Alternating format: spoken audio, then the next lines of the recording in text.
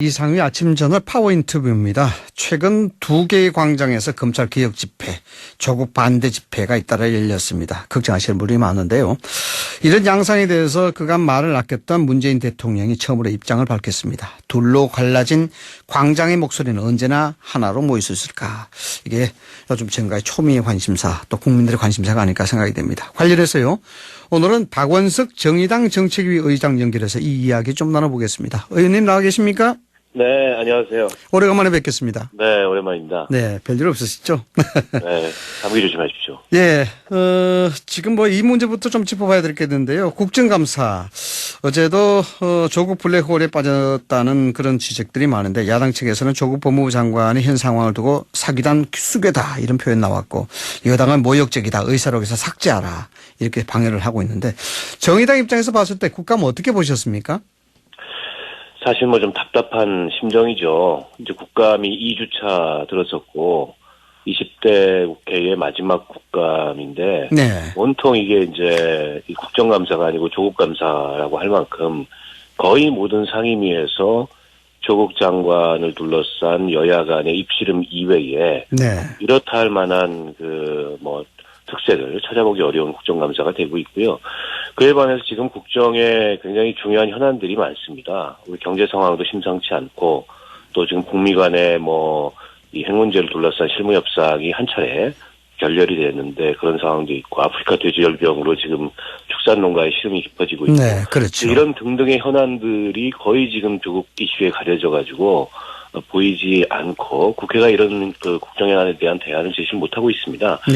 어제 법사위만 하더라도 앞서서 말씀해 주셨던 것처럼 조국 장관 문제를 둘러싼 여야 간의 입씨름이 굉장히 거세게 있었고, 급기야 패스트트랙 사안이긴 했습니다만 여상규 법사위원장이 욕설을 해서 사과까지 했지 않습니까? 네. 이런 모습이 가뜩이나 이 국민들이 국회에 대해서 여러 가지 비판적인 그런 생각을 많이 갖고 계신데, 제 입으로 이런 말씀 드리는 게 자괴감이 좀 느껴지긴 합니다만, 또 한 번 20대 국회가 역대 최악의 국회였다, 이런 평가를 받지 않을까 굉장히 걱정스럽습니다. 네, 원칙적인 입장에서 본다 그러면은 어제 국감에서 송경호 중앙지검 3차장 검사도 출석을 했단 말이죠. 네네. 이게 이제 법조계에서는 조국 장관을 수사하는 총괄 3차장 검사인데, 이게 적절한지에 대한 유무가 또 논란이 되기도 하고, 또 여야 의원들이 질의 자체가 수사 외압으로 작용할 수 있다, 이런 우려를 많이 하고 있다는 지적들이 많습니다. 어떻게 보십니까? 그렇게 비춰질 만한 요소들이 있죠. 네. 한쪽에서는 왜 그렇게 수사를 먼지털이식으로 하느냐, 네. 한쪽에서는 왜 봐주기 수사를 하느냐. 사실은 수사총괄하는 중앙지검 3차장을 불러놓고서 그런 얘기가 오가는 것 자체가 별로 바람직하지 않습니다. 그리고 네. 검찰 개혁이라는 게 두 가지 의미가 있는데요. 하나는 이제 검찰의 비대한 권력을 분산시키는 것이고, 네. 한편으로는 검찰의 정치적 독립성. 이건 네. 어떻게 보면 이제 검찰 입장에서 보면 그렇습니다. 그렇죠. 엄격한 정치적 독립성을 검찰이 유지하는 것이 검찰 개혁의 또한 굉장히 중요한 요소인데, 이 후자에 대해서 국회가 어제 같은 경우에 굉장히 노골적으로 사실은 검찰을 향해서 일종의 이제 외압이라고도 비춰질 수 있는 그런 질의들을 했던 건데요. 상황의 특수성이 있긴 합니다만 그다지 바람직한 상황은 아니고, 더군다나 지금 현재 수사 중인, 지금도 어쨌든 피의자로서 소환이 이루어지고 있고 검찰이 수사 중인 사안에 대해서 어느 정도 좀 절제 있게, 네. 선을 넘지 않는 그런 질의가 됐어야 되는데, 이게 좀 격앙되다 보니까 이제 그런 선들이 잘 지켜지지 않은 것 같고, 이거는 어떻게 보면 국회가 진짜 검찰 개혁을 할 의지가 있는 거냐 없는 거냐, 여야가 이제 이런 질문마저 받을 수 있는 상황이 아닌가 싶습니다. 한쪽은 먼지털이다, 한쪽은 봐주기식 수사다, 이렇게 보는데, 정의당의 입장에서는 양측 다가 검찰의 독립성적인 측면에서는 문제가 있다라고 보시는 거죠? 그렇죠. 적절한 선을 지켰어야 되는데, 네. 그 선을 좀 많이 넘나든 게 아닌가 싶어서 걱정이 됩니다. 네, 알겠습니다. 이 검찰 개혁안도 참 논란의 중심에 있는데요. 어제 윤석열 검찰총장이 세 번째 검찰 개혁안을 내놨습니다. 오후 9시부터 심야 조사 폐지하겠다는 그게 이제 주요 골자인데, 이게 정경심 교수 조사에 영향을 받았다, 이런 지적들이 있습니다. 어떻게 보십니까? 뭐 그런 면도 있지만 이제 심야조사 문제는 그동안의 검찰의 대표적인 반인권적인 수사 관행으로 네. 개선이 필요하다 이런 지적이 있었어요. 이제 과거에는 뭐 밤샘 조사도 비일비재했습니다만 네, 그렇죠. 검찰 내부적으로 12시까지 심야조사를 한다 이런 가이드라인을 갖고 있는데 그것도 여전히 안 지켜지는 게 사실이거든요. 근데 이번에 이제 그 대통령이 지난주에 검찰의 수사관행 개혁을 주문을 했고 검찰 스스로 검찰 개혁안을 내놔라 이런 주문을 했는데 그에 대한 반응인 거죠. 일주일 사이에 지금 세 번째죠. 네. 안을 갖다가 내놨는데 저는 뭐 그건 검찰 내부에서도 검토됐던 사항 그리고 어떻게 보면 검찰이 스스로 결단해서 할 수 있는 사항들에 대해서 반응을 하고 있는 거라고 생각합니다만 약간 우려스러운 점은 이게 사실은 검찰 개혁의 몸통은 아니에요. 네. 어떻게 보면 좀 곁가지이거나 다소는 덜 중요하고 비본질적인 이런 개혁 내용들인데 좀 지엽적이죠. 네. 이거 한꺼번에 발표할 수도 있는 거거든요. 네. 근데 이걸 이렇게 하나하나 차례차례 대단히 중요한 결단이라도 하는 듯 발표하면서 어떻게 보면 정작 중요한 그러니까 검찰 개혁의 몸통이라고 할 수 있는 사안들에 대해서 좀 초점을 흐리거나 내지는 그에 대한 검찰의 불만을 이런 식으로 우회적으로 표현을 하거나 혹은 검찰 개혁의 그 수위의 한계랄까요? 이런 것들을 지우려고 하는 그런 무언의 메시지가 포함된 거 아니냐.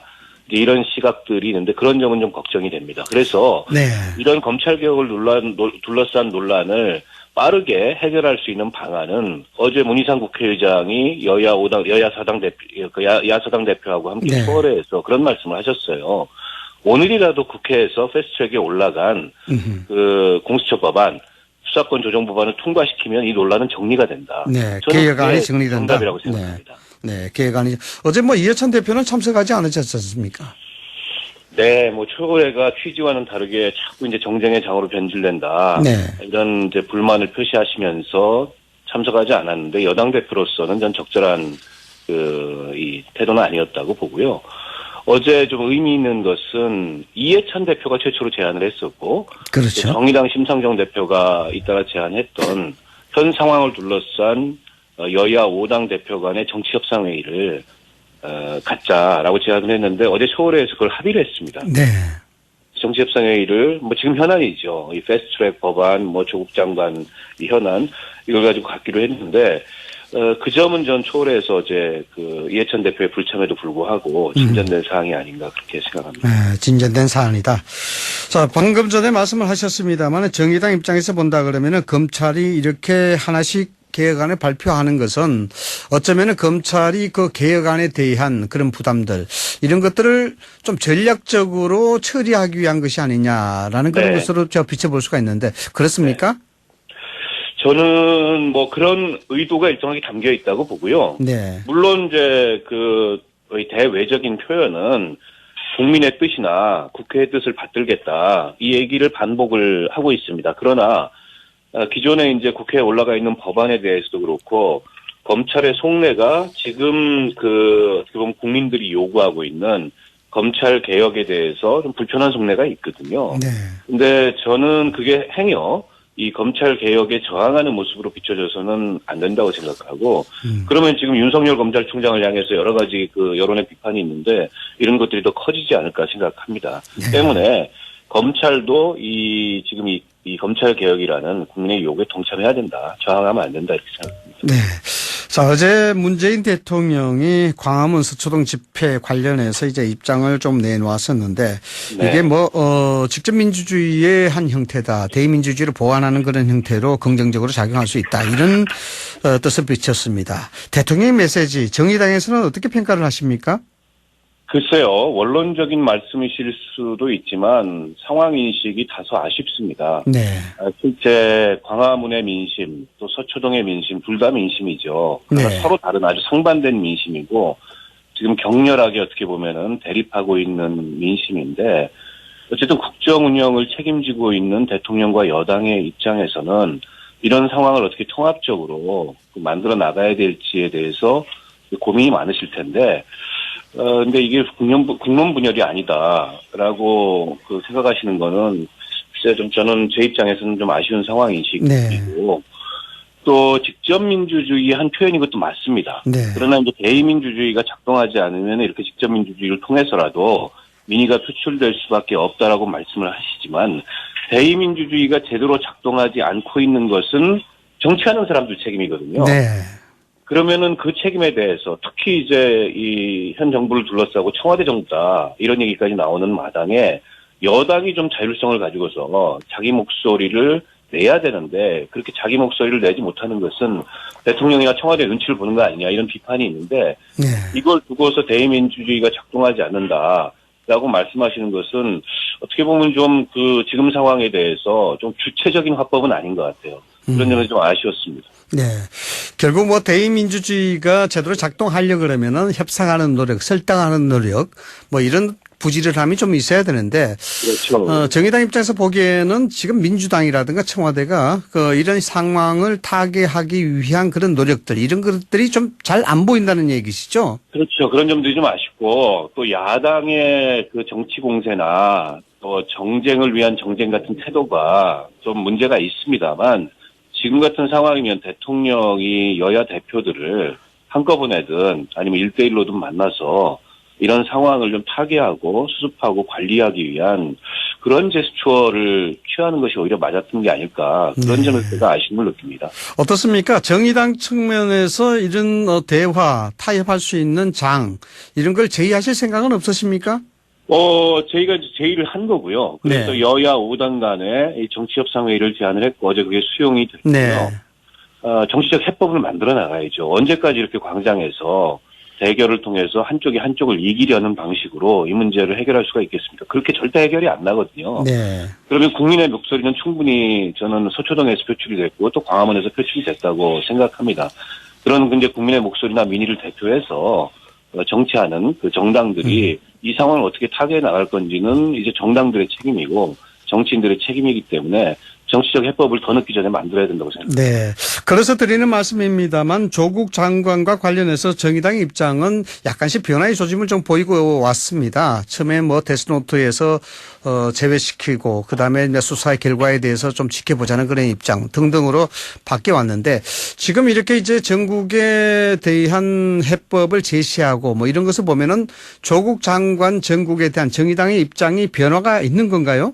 아직 공식적인 입장은 그대로입니다. 대통령의 임명권을 존중해서 네. 조국 장관이 임명이 됐는데 지금 검찰의 수사를 받고 있기 때문에 그 수사 상황은 지켜봐야 되고요.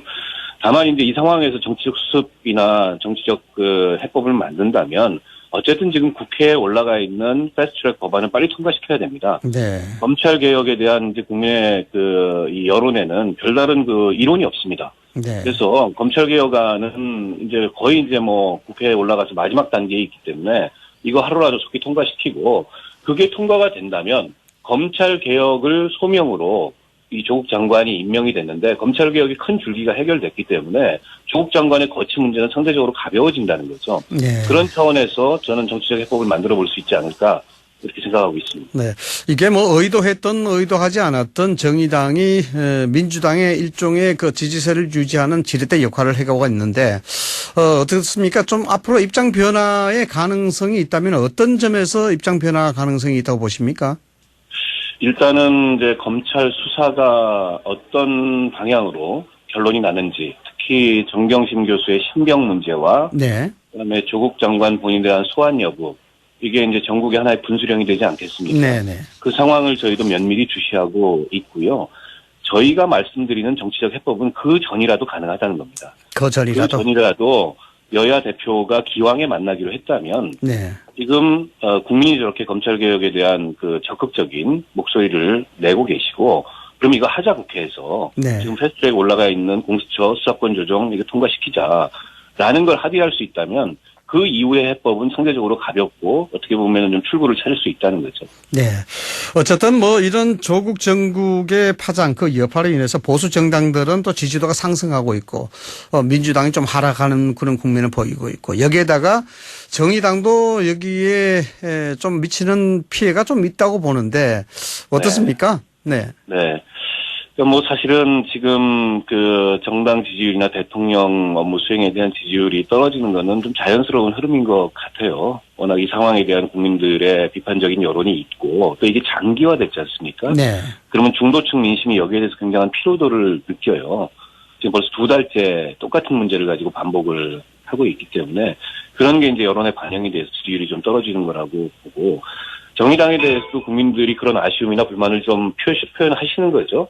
그런 여론도 저희가 주시하면서 이후에 이 전국 상황을 만들어가는 데 있어서 역할을 하려고 생각하고 있습니다. 네, 어쨌든 20대 청년층들이라든가 이런 젊은 층들에서는 정의당에 실망하는 그런 목소리를 많이 내고 있다고 이제 언론들이 지적하고 있는데요. 어쨌든 정의당이 이런 문제 자체를 정치적 문제를 말고 공정과 정의 차원에서 봤으면 좋겠다. 이런 지적이 많습니다.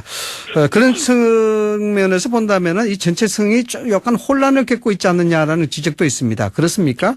그렇지는 않습니다. 사실은 정의당은 기득권을 가졌던 정당이 아니고 늘 기득권 편이 아닌 국민들 편에서 혹은 우리 20, 30대 청년들 편에서 정치를 해왔고 그 일관성을 가졌던 정당이고 지금도 그렇다고 생각합니다. 네. 조국 장관 문제의 특수성은 대통령이 임명권을 행사하기도 전에 검찰권이 여기에 개입해서 마치 대통령의 임명권에 도전한 듯한 그런 모습이 나타났기 때문에 어쨌든 임명권은 존중돼야 된다라는 임명권. 네. 목소리를 저희가 표출한 거고 지금 이에 대해서 비판적인 여론이 있는 걸 저희가 잘 알고 있고요. 그런 점들은 잘 헤아려서 정의당이 추구해왔던 그런 가치나 원칙이나 이런 게 흔들리지 않도록 해나가겠습니다. 네. 대통령의 임명권은 보장이 돼야 되지만은 어떤 불법과 탈법 이런 부분에 대해서는 분리해서 봐야 된다라는 그런 말씀이시죠? 네. 네네. 자, 어제 정의당에서 정책자문단 출범식을 가졌다는 얘기가 있었습니다. 이 의장님께서 적극적인 역할 하셨다고 들었는데 구상 방점 네네. 어디에 두고 계십니까? 그동안에 이제 진보정당이 정치적으로 평가를 받았던 대목은 국회의원 수도 작고 당은 작지만 정책에 있어서만큼은 한국 사회의 미래에 대해서 어느 정당보다 선도성이 있고 경쟁력이 있다 이런 대목이었는데 어느 순간 이게 많이 비슷해졌어요. 네. 좋은 정책이 나오면 다른 정당들도 다 하겠다고 하고 그러다 보니까는 평준화 비슷한 현상이 일어나고 있다는 거죠. 그래서 한국 사회는 여러 가지 이제 구조적으로 진통을 겪고 있는데 이 상황에서 좀 진보 정당의 정책 전반을 지난 20년을 좀 돌아보고 새롭게 업그레이드할 필요성을 느꼈습니다. 제가 정책위의장이 된 다음에. 네. 그래서 각 분야의 전문가들을 자문단으로 초청을 해서 진보 정당이 그동안에 가져왔던 정책 전반을 다시 한번 되돌아보고 새롭게 발전시킬 수 있는 그런 좌표와 지향을 새로 설정하자 이런 취지에서 1차로 정책 자문단을 발표를 했고요. 네. 총선 때까지 계속 정책 자문단을 위촉을 해서 그 각 분야별로 전문성을 가지고 있는 분들이 또 진보 정당의 정책 발전에 기여하겠다는 분들을 모셔서 저희 정책을 좀 새롭게 만들어 나가려고 하고 있습니다. 네, 규모는 한 어느 정도입니까? 자문단 규모가? 지금 현재는 33분이고요. 아, 33분요? 총선 때까지는 한 100명 이상으로 저희가 정책 자문단을 확대하려고 준비를 하고 있습니다. 네. 총선 전에 정책 자문단으로 통해서 만들어지는 정책 발표하시겠네요? 네, 계속 이제 저희가 분야별로 시리즈별로 발표를 해야 되는데 그러려면 일단 이 조국 장관 정국이 조금 가라앉아야 네. 그런 것들이 주목을 받을 수 있지 않을까 싶습니다. 가장 한국적인 것이 가장 세계적이라는 그런 말도 있습니다만은 또 가장 정의당스러운 것이 가장 경쟁력이 있지 않나라는 그런 생각을 해봅니다. 네. 네, 알겠습니다. 지금까지 박원석 정의당 정책위 의장 연결해서 현안들 이야기 들어봤습니다. 의장님 오늘 말씀 감사합니다. 고맙습니다.